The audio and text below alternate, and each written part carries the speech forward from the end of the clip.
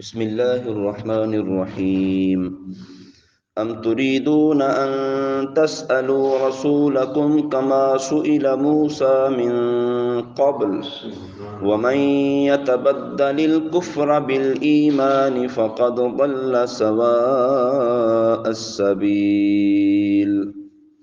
کیا تم یہ چاہتے ہو کہ تم اپنے رسول سے ویسے ہی سوال کرو جیسے اس سے پہلے موسیٰ سے کیے گئے، اور جو ایمان کے بدلے کفر اختیار کرے تو وہ سیدھے راستے سے بھٹک گیا۔ اس آیہ مبارکہ کی ایک تفسیر تو یہ ہے کہ یہودیوں نے نبی کریم صلی اللہ علیہ وسلم کی بارگاہ میں عرض کی کہ جس طرح حضرت موسیٰ علیہ السلام تورات لے کر آئے تھے، اسی طرح آپ بھی ہمارے پاس ایک ہی مرتبہ قرآن پاک لے کر آئیں۔ بعض نے یوں کہا کہ ہم اس وقت تک آپ پر ایمان نہیں لائیں گے جب تک آپ اللہ تعالیٰ اور فرشتوں کو ہمارے سامنے لے کر نہ آ جائیں۔ ان کے سوالات کے جواب میں ان سے کہا گیا کہ کیا تم بھی یہی چاہتے ہو کہ تم اپنے رسول محمد مصطفیٰ صلی اللہ علیہ وسلم سے ویسے ہی سوال کرو جیسے ان سے پہلے حضرت موسیٰ علیہ السلام سے سوال کیے گئے تھے؟ کیا تم یہ چاہتے ہو؟ اے یہودیوں، جب میرے حبیب کی نبوت کا درست ہونا دلائل اور معجزات سے ثابت ہو چکا ہے، اب بھی تمہیں گنجائش ہے کسی اعتراض اور سوال کرنے کی؟ اور ایسے لا یعنی سوال کیوں کر رہے ہو؟ اور اے ایمان والو، بے شک یہودی دھوکے باز اور تم سے حسد کرنے والے ہیں۔ ان کی تمنا یہ ہے کہ مسلمان کسی نہ کسی مشکل میں مبتلا رہے۔ یہودیوں کی تمنا ہے کہ مسلمان کسی نہ کسی مشکل میں مبتلا رہے، لہٰذا ان کی کوئی ایسی بات قبول نہ کرو جو بظاہر نصیحت لگ رہی ہو، اور یاد رکھو جو ایمان کے بدلے کفر اختیار کر کے اپنے دین سے پھر گیا تو وہ سیدھے راستے سے بھٹک گیا ہے۔ دوسری تفسیر اسی آیت مبارکہ کی یوں ہے کہ کفار مکہ نے حضور پرنور صلی اللہ علیہ وسلم کی خدمت میں آ کر عرض کی کہ آپ سارا قرآن ایک ہی وقت میں لے آئیں۔ کسی نے کہا کہ اللہ تعالیٰ اور فرشتے ہمارے سامنے اعلانیہ آ جائیں، کسی نے کہا کہ ہم اس وقت تک آپ کا کلمہ نہیں پڑھیں گے جب تک یہ صفا کی پہاڑی سونا نہ بن جائے۔ تو ان کے سوالات کے جواب میں فرمایا گیا کہ تم بھی اپنے رسول سے وہی سوال کر رہے ہو جس طرح لوگوں نے حضرت موسیٰ علیہ السلام سے سوالات کیے تھے، کہ ہمیں حضرت موسیٰ علیہ السلام سے لوگوں نے کیا کہا تھا؟ لوگوں نے کہا تھا کہ ہمیں اعلانیہ طور پر خدا سے ملوا دیجیے۔ فرمایا تم بھی وہی سوال کر رہے ہو جو حضرت موسیٰ علیہ السلام سے ان کے لوگوں نے سوال کیے تھے۔ حالانکہ آیات قرآنیہ نزول ہونے کے بعد دوسری نشانیوں کا مطالبہ کرنا یہ سیدھے راستے سے بھٹکنے کے مترادف ہے۔ جب قرآن پاک میں آیات نازل ہو گئیں، جب قرآن پاک میں احکامات الہیہ نازل ہو گئے، جب قرآن پاک میں نبی علیہ السلام کی نبوت اور رسالت کے دلائل آ گئے اور معجزات حضور صلی اللہ علیہ وسلم کے تم نے دیکھ لیے، اب گنجائش بنتی نہیں ہے کہ تم لا یعنی سوال کرو۔ تو یہ سوال کرنا فضول ہے، لا یعنی سوال کرنا ہے، یہ سوال بیکار ہیں جبکہ دلائل آپ کے پاس پہلے سے موجود ہیں اور تم نبی علیہ السلام کی زندگی مبارکہ کو دیکھ چکے ہو۔ تو اس آیت مبارکہ سے معلوم ہوا کہ کسی صحیح مقصد کے بغیر سوال کرنا ممنوع ہے۔ جس بات کا کوئی مقصد ہی نہ ہو، ادھر کی بات ادھر مار دینا، ادھر کی بات ادھر مار دینا، یہ ممنوع ہے۔ فضول سوال کرنا بھی منع ہے۔ عوام الناس کو چاہیے کہ وہ اس بات کو پیش نظر رکھیں کہ علماء اور مفتیان کرام سے وہی سوال کریں جن کی حاجت ہو۔ زمین پر بیٹھ کر خواہ مخواہ چاند پر رہائش کی تمنا کرنا اور اس آرزو میں بیٹھے رہنا، سوچ و بچار کرنا کہ ہم چاند پر کیسے پہنچیں گے، یہ لا یعنی سوال ہے، ان کا کوئی مقصد نہیں ہے، کوئی فائدہ نہیں۔ بعض لوگ علماء کو پریشان کرنے کے لیے، بعض لوگ امتحان لینے کے لیے، بعض لوگ ان کی لا علمی کو ظاہر کرنے کے لیے طرح طرح کے سوالات کرتے ہیں، یہ سب ناجائز ہے۔ جس چیز کی تمہیں ضرورت ہی نہیں لا یعنی کام میں پڑھنا، یہ فضول ہے۔ حضرت ابو ہریرہ رضی اللہ تعالیٰ عنہ سے روایت ہے، نبی کریم صلی اللہ علیہ وسلم نے ارشاد فرمایا کہ میں تمہیں جس کام سے منع کروں تم رک جاؤ، اور جس کام کا حکم دوں تو اپنی طاقت کے مطابق اس کو کرو۔ تم سے پہلے لوگوں کو محض ان کے سوالات کی کثرت نے اور اپنے انبیاء سے اختلاف کرنے کی وجہ سے ان لوگوں کو اس چیز نے ہلاک کر دیا ہے۔ پچھلی قومیں تباہ کیوں ہوئیں، پچھلی قومیں برباد کیوں ہوئیں؟ وہ لا یعنی سوال، کثرت سے سوال کرنے کی وجہ سے۔ اب جب کثرت سے سوال کیے تو پھر ہو گئے اختلاف، اب انبیاء کرام سے بھی لوگ اختلاف کرنے لگ گئے، تو فرمایا یہ ان کی ہلاکت اور بربادی تھی۔ تو اس لیے جس چیز کا سے منع کروں تو رک جاؤ، جس چیز کا حکم دوں تو اپنی طاقت کے مطابق اس کو کرو، لا یعنی سوالات کرنے کی ضرورت نہیں ہے۔ اس آیت مبارکہ سے یہ بھی پتہ چلا کہ مسئلہ معلوم کر کے عمل کرنے کی بجائے خواہ مخواہ بال کی کھال اتارتے رہنا اور اپنے من پسند حکم کا مطالبہ کرتے رہنا، یہ یہودیوں کا طریقہ ہے اور مشرکوں کا طریقہ ہے۔ اپنی مرضی کے مطابق کوئی چیز آ گئی تو جناب اس کو لے لیا اور مرضی کے خلاف ہے لیکن ہے شریعت کا حکم تو اس کو چھوڑ دیا، یہ یہودیوں کا طریقہ ہے، یہی مشرکین کیا کرتے تھے۔ ہمارے معاشرے میں بھی لوگوں کی ایک تعداد ایسی ہے جن کی خواہش یہ ہوتی ہے کہ معاملات یا عبادات میں جو انہیں صورت پیش آئی ہے ان کی مرضی کے مطابق فتویٰ مل جائے۔ اگر ان کی مرضی کے مطابق فتویٰ نہ ملا تو پھر علماء بھی غلط، پھر مفتیان کرام بھی غلط، پھر دین پر بھی حرف آئے گا۔ اور اگر ان کی مرضی کے مطابق فتویٰ مل گیا تو پھر وہ خوشیاں مناتے نہیں۔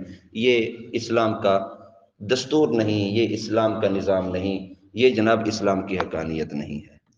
اب مسلمان ہیں تو یا ایھا الذین آمنوا ادخلوا فی السلم کافہ، اے ایمان والو اسلام میں پورے کے پورے داخل ہو جاؤ۔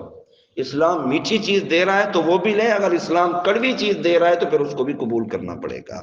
یہ ہے اسلام کی حقانیت۔ تو ہم نے اپنی مرضی کے مطابق نہیں بلکہ ہم نے اسلام کی مرضی کے مطابق چلنا ہے۔ اللہ اللہ رب العالمین ایسے لوگوں کو ہدایت دے کہ جو اس طرح کی بلا وجہ اعتراضات اور سوالات کر کے الجھانے کی کوشش کرتے۔ وَدَّ كَثِيرٌ مِّنْ أَهْلِ الْكِتَابِ لَوْ يَرُدُّونَكُم مِّن بَعْدِ إِيمَانِكُمْ كُفَّارًا حَسَدًا مِّنْ عِندِ أَنفُسِهِم مِّن بَعْدِ مَا تَبَيَّنَ لَهُمُ الْحَقُّ فَاعْفُوا وَاصْفَحُوا حَتَّى يَأْتِيَ اللَّهُ بِأَمْرِهِ ان اللہ علی کل شیء قدیر۔ اہل کتاب میں سے بہت سے لوگوں نے اس کے بعد کہ ان پر خوب حق ظاہر ہو چکا ہے، اپنے دلی حسد کی وجہ سے یہ چاہا کہ کاش وہ تمہیں ایمان کے بعد کفر کی طرف پھیر دیں، تو تم انہیں چھوڑ دو اور ان سے درگزر کرتے رہو یہاں تک کہ اللہ اپنا حکم لائے، بے شک اللہ ہر چیز پر قادر ہے۔ جنگ احد کے بعد یہودیوں کی ایک جماعت نے حضرت حذیفہ بن یمان اور حضرت عمار بن یاسر رضی اللہ تعالیٰ عنہما ان کو معاذ اللہ مرتد ہونے کی دعوت دی۔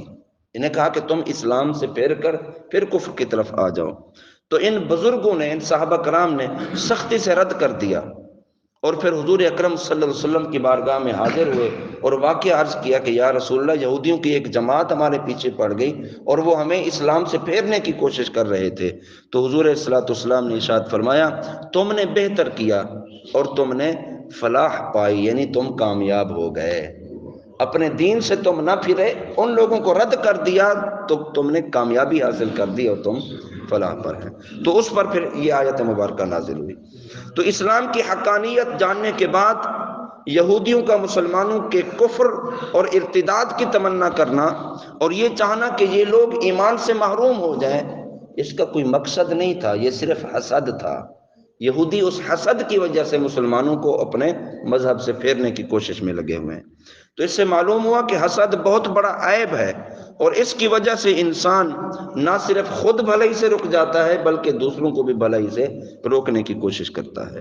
حضرت ابو ہریرہ رضی اللہ تعالیٰ عنہ سے روایت ہے، رسول اللہ صلی اللہ علیہ وسلم نے ارشاد فرمایا حسد سے دور رہو، کیونکہ حسد نیکیوں کو اس طرح کھا جاتا ہے جس طرح آگ خشک لکڑیوں کو، یا فرمایا جس طرح آگ گھاس کو کھا جاتی ہے، حسد بھی اسی طرح نیکیوں کو کھا جاتا ہے۔ تو حسد سے دور رہنا ہے۔ حضرت وہب بن منبہ رضی اللہ تعالیٰ عنہ فرماتے ہیں حسد سے بچو، کیونکہ یہ پہلا گناہ ہے جس کے ذریعے آسمان میں اللہ تعالیٰ کی نافرمانی کی گئی، اور یہی پہلا گناہ ہے جس کے ذریعے سے زمین میں اللہ تعالیٰ کی نافرمانی کی گئی ہے۔ تو حسد ایک موذی مرض ہے۔ حسد کی تعریف میں نے پچھلے دنوں میں ایک درس میں یہ بات آئی تھی، میں نے کہا تھا حسد کسے کہتے ہیں؟ کسی دوسرے بندے کے پاس کسی نعمت کو دیکھ کر اس خواہش کا اظہار کرنا کہ اس سے یہ نعمت چھن جائے، اس کو مقام کیوں ملا، اس سے مقام ہٹ جائے، اس کو یہ نعمت کیوں ملی، اس سے یہ نعمت چھن جائے، اس طرح کی خواہش کا اظہار کرنا اس کو حسد کہتے ہیں۔ تو حسد حرام ہے، البتہ کوئی شخص اپنے مال و دولت یا اثر و وجاہت سے گمراہ اور بے دینی پھیلاتا ہے تو اس کے فتنے سے محفوظ رہنے کے لیے اس کی نعمت کے زوال کی تمنا کرنا یہ حسد میں داخل نہیں اور یہ حرام بھی نہیں ہے۔ کوئی بندہ مال و دولت کے پیش نظر دولت مند ہے لیکن وہ فتنہ پھیلا رہا ہے، کوئی صاحب ثروت ہے یعنی نامور ہے لیکن اس کی ناموری کوئی دین کو فائدہ نہیں دے رہی، لوگوں کی بھلائی کے لیے نہیں کام کر رہا بلکہ وہ لوگوں کو نقصان دے رہا ہے اور فتنے فساد برپا کر رہا ہے، لوگ اس کے اثر و رسوخ کی وجہ سے پریشان ہیں، تو ایسے بندے کے لیے حسد کرنا جائز ہے، یہ حرام بھی نہیں ہے اور یہ نیکیوں کو کھانے والا بھی نہیں ہے۔ آخر میں ارشاد فرمایا فاعفو، تو تم معاف کرو۔ کفار کے ساتھ جنگ کے ذریعے بدلہ لینے کی بجائے نرمی کی آیات کا یہ حکم ہے کہ وہ جہاد کی آیتوں سے منسوخ ہے، جیسے کہ اس کے حکم کے آخر میں فرمایا کہ یہاں تک کہ اللہ اپنا حکم لائے، یعنی اللہ جنگ کا حکم دے گا، اللہ قتال کا حکم دے گا، تو فرمایا یہ تمہارے لیے بہتر ہے، کبھی بھی یہودیوں کے اثر و رسوخ میں آ کر کبھی بھی اپنے دین سے پھر نہ جانا، اپنے مسلک سے نہ پھر جانا، مذہب سے نہ پھر جانا، تم اسلام پر ہی رہو اور اسی پر استقامت کے ساتھ تم زندگی گزارتے رہو یہاں تک کہ اللہ تعالیٰ تمہارے لیے کوئی حکم لے آئے گا۔ تو اللہ تعالیٰ کی مدد و نصرت مسلمان کے ساتھ ہے اور مسلمان کی اللہ رب العالمین مدد فرماتا ہے۔ تو انسان پر جس طرح آسانیوں کے دن آتے ہیں تو کبھی کبھی مشکلات کے دن بھی آ جایا کرتے ہیں، تو جس طرح آسانیوں کو ہم لے لیتے ہیں اسی طرح مشکلات کو بھی لے لینا چاہیے۔ جو رب آسانیاں دیتا ہے اور جو رب مشکلات دیتا ہے، مشکلات کے بعد وہ آسانیاں دینے پر بھی قادر ہے، اس لیے فرمایا اللہ تعالیٰ ہر چیز پر قادر ہے۔